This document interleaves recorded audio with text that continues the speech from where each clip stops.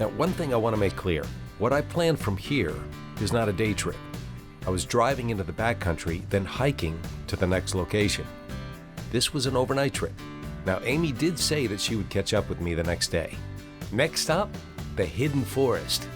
I know, it sounds like something out of a fairy tale, and spoiler alert, it is. But first, I had a 16-mile drive ahead of me to the trailhead, and there I would meet up with another friend, Jim Boone from birdandhike.com.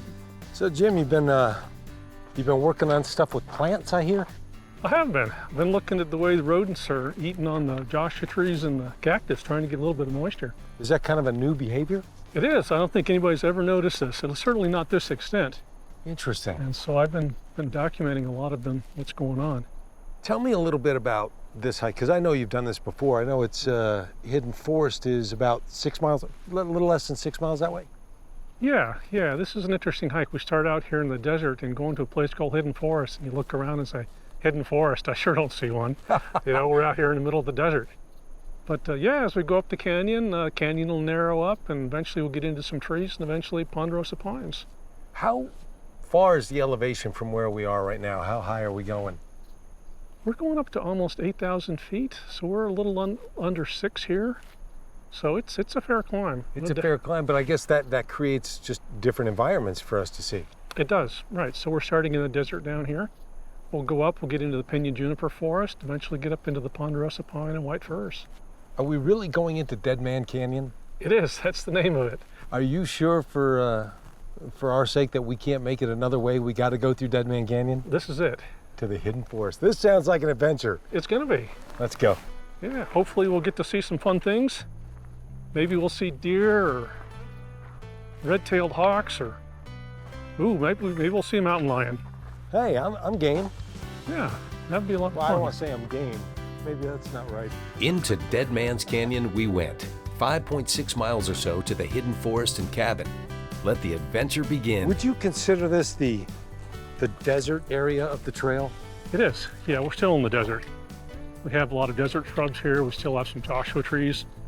If we look ahead in the distance, we can see the forest, the Pinyon juniper forest getting started. Oh, for sure. But yeah, we're definitely at the upper edge of the desert at this point. What about some of the critters that are running around here? Well, we saw a really nice collared lizard just a little ways back. And back when we were getting ready to come, I saw a leopard lizard. So there's always fun lizards to see. If we get really lucky, we might see a snake. And if we get doubly really lucky, we might get to see a rattlesnake. Yeah. But they're so few and far between that you hardly ever see them. Well, if you get lucky with a snake, will you let me know? Oh yeah, hopefully before you step on it. Yeah, that would be nice. There's so many things to see along this trail. It's just a matter of paying attention. Now, the hike starts out with a familiar southern Nevada landscape and color palette. It's at about a mile in, you start to notice, well, a shift. The color green begins to present itself, dotting the landscape. Well, we've been walking for a little while. We're starting to get into a different elevation, so we're seeing different life, right? We certainly are. Look right up and see some of it here. We're finally up into the Pinyon forest. Eventually we'll start seeing some junipers too. They refer to this as the Pinyon juniper forest, or maybe the pygmy forest, where it's a forest of short trees, and we're finally getting to some shade. How old is this tree? This tree? You know, these things grow really slowly. This tree could easily be 1,000 years old. That blows my mind. Is that amazing? It is. It is. Hey. You know, maybe it's only 600 years, but you know, even that. Give or take. Even that, it's pretty mind-blowing. Tell me about your website, because it sure is popular. Yeah, the website is called Bird and Hike, and it's intended for bird watchers and hikers. And it gives people an idea of where to go hiking and bird watching. And I tend to give quite a lot of detail and GPS coordinates, maps, and site information and things.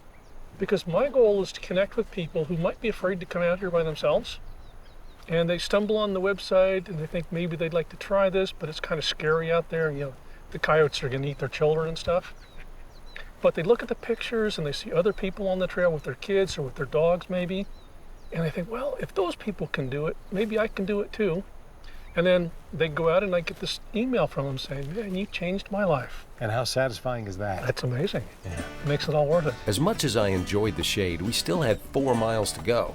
We got back on the trail and continued our trek towards the hidden forest. I will say this, Jim is the real deal. He loves what he does.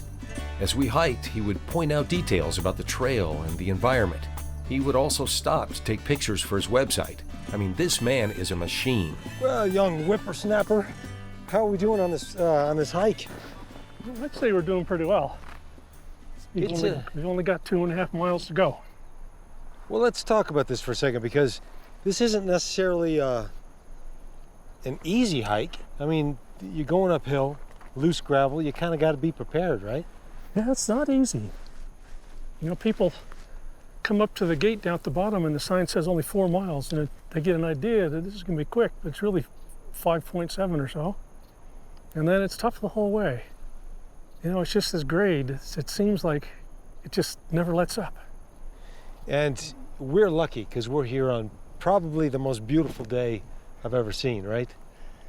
Well, it's certainly a good day. You know, for this time of year to have a cool day, I'd say we're lucky. So if you're coming up this way, just know the grade is up the whole time, the gravel is loose, bring plenty of water, and don't be afraid to rest every now and then. Yeah, once you get up in the trees, there's plenty of shade. You know, the shade of one tree is good enough, and don't want to pass it up too often. And how much water do you bring on a hike like this? Well, it depends on the season. You know, if you're coming here in the summer, bring a gallon. Gallon a day is a good round number. If you're coming in the winter, you know, maybe you'll need a quart and you can melt a little snow. Well, I tell you, you know, I can also feel the elevation rise, and my breathing is a little bit different. You can really, that's something to be aware of too. Take plenty of time to rest. Definitely. You know, the air gets thin up here. We're up around 6,500 feet now, and the oxygen is what? It's only like half of what it is at sea level, something like that. Is that right? Don't quote me on that exact number, but it's a whole lot less. And yeah, your body starts to feel it. So it's doable, just be prepared. Yeah, and take it easy and rest and bring plenty of snacks. Remember, food is fuel. Don't be on your diet when you're coming up here. Now you tell me. 5.6 miles doesn't seem like a long hike, and in most cases, it's not. This hike, it just doesn't seem to let up. What keeps things moving along is the change in scenery, the drop in temperature, and knowing with every step we were closer to the hidden cabin.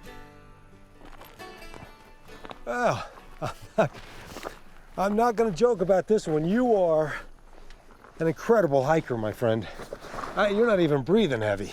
Yeah, a little bit, but I did put this bench in here for us. Oh, thank you very much. How much further we got, you figure? Yeah, a little less than a mile, maybe. Less than a mile? We're getting there. Yeah. Tell me about these trees, because the visuals have changed. They have. We're out of the desert and we're into the hidden forests now, where we have these ponderosa pines and white firs, these other plant species that you'd have no clue starting down in the desert that this was up here. I guess that's why they call it the hidden forest, because it's hidden from view from down below. You know, I have always believed that getting out hiking is great, but if you'll go just a little bit further, you know, you'll find the gifts, and I think this is a classic example. Yeah, and when we go a little farther from here, we'll get to the cabin. Yeah, we can do that. And that'll be a nice thing to see again. Well, we've got one last push, and then we get to pitch our tents and rest for a little while. Should we go for it? No. Okay. Let's do this. This is peaceful. Well, we have been through several different landscapes. Jim, do you have a favorite? Do you like the desert over the woods, or the woods over the desert, or the forest? What's your favorite? Well, you know, I really like the desert, but whenever I come up in the woods, it always seems so magical up here. It makes me think that maybe I prefer the woods, but then I go back to the desert. Oh my gosh. Yeah, look at this, we're finally getting here. Hey, pay dirt. We did it, Jim. Amazing. Isn't that something? Imagine building this by hand. I feel like I'm walking into 3D history here. Yeah, it's really amazing to see this old hand-built cabin. You know, there's a lot of that we don't know about this cabin. There's some stuff that we do know. What do you know about this? I think it was 1931. I think it was built then. You know, there's a lot of history has been lost to exactly what went on up here, and sort of a dark ages period where people just didn't know, and so they started making up all kinds of stories. Well, what's the ongoing story right now that we all kind of have agreed to agree on? Well, you know, a guy from our local news channel did some research on this, and he figured out that a guy named Russell, Mr. Russell, it's a World War I vet, came up here. Looks like maybe he was seeking solace from his time in the war, maybe suffering a little PTSD, a little bit of a drinking problem. Came up here to maybe get his head back together in the woods. Let me ask you this. Why do you think he chose this spot? Because it's an extended hike to get here. Yeah, well, back in the day, they put in a road up here so they could drive in. So it was a little bit easier to get here. But the reason for this spot is because there's a spring just up the hill a little bit behind us, about a 10-minute walk. And then he ran a pipe down to here. So, by the way, if you do come up here and you want to visit this, that spring is still here and available to fill your water jug, right? Sure, sure. People say it's getting about 1 liter per minute, which is not very much water, but it's certainly a lot more than no water. What do you feel when you come up here and you see this? You're a guy who appreciates history. What goes through your mind? You know, I think about the lives of the people who were here. You know, what was it that drove Mr. Russell to move to this place? What was his life like? You know, what was it like to actually cut down the first tree to make your log cabin? What was it like to lay the last log in and chink it and then sit back at your front porch and say, I built this? Yeah, that's a special thought. Well, I got to tell you, hanging out with you and taking this hike has been such a joy, because you know so much about so much that I love learning. And so hanging out with you is a pleasure. And just thanks for taking the time today. Yeah, well, you're welcome. It's a nice trip, and I'm always glad to share what knowledge I have, imperfect as it might be. Well, I don't know about you, but I'm exhausted. What do you say we set up camp? I think that's a good idea. Have a little dinner. Yeah.